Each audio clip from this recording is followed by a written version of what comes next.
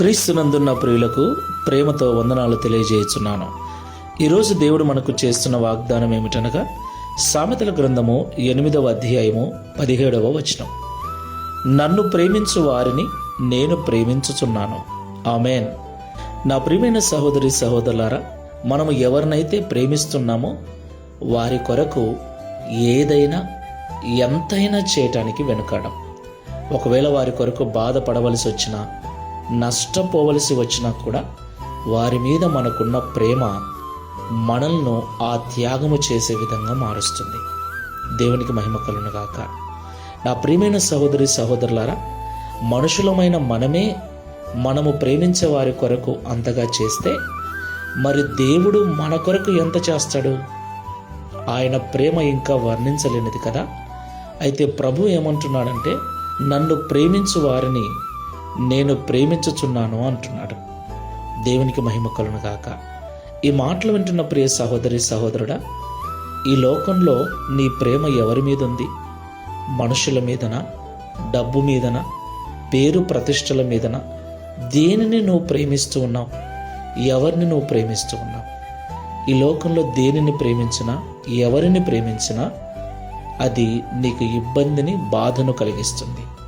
అయితే లోకములో ఉన్న వాటినైనను కాకుండా దేవుణ్ణి మనము ప్రేమిస్తే దేవుడు తిరిగి మనల్ని ప్రేమిస్తాడు.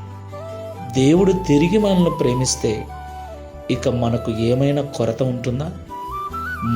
మనం ప్రేమించే వారి కొరకు అంతగా చేస్తే మరి దేవుడు ఇంకెంత చేస్తాడు? ఎలాంటి కష్టము, కన్నీళ్ళు రాకుండా చూసుకుంటాడు.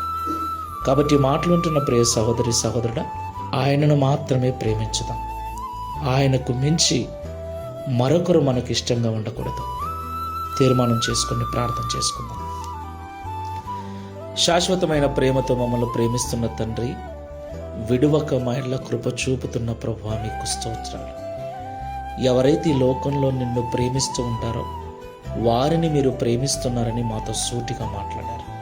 అవును తండ్రి, మేము ఎవరినైతే ప్రేమిస్తున్నామో వారు బాధపడకూడదని, కష్టపడకూడదని వారి కొరకు ఎంతో చేస్తాం, ఎంతో ప్రయాసపడతాం, ఎన్నో త్యాగాలు చేస్తాం. మనుషులమైన మేమే ప్రేమించే వారి కొరకు అంతగా చేస్తే సృష్టికర్తమైన నీవు ఇంకెంత చేస్తావు తండ్రి? అయితే నిన్ను ప్రేమించకుండా లోకములో ఉన్న ఆశలను ప్రేమిస్తూ ఇబ్బందులకు గురవుతున్నాం, బాధపడుతూ ఉన్నాం.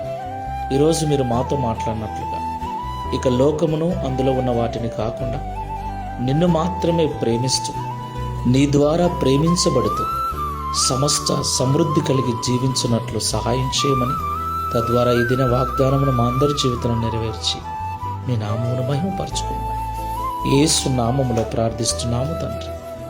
ఆమేన్. Praise the Lord. God bless you.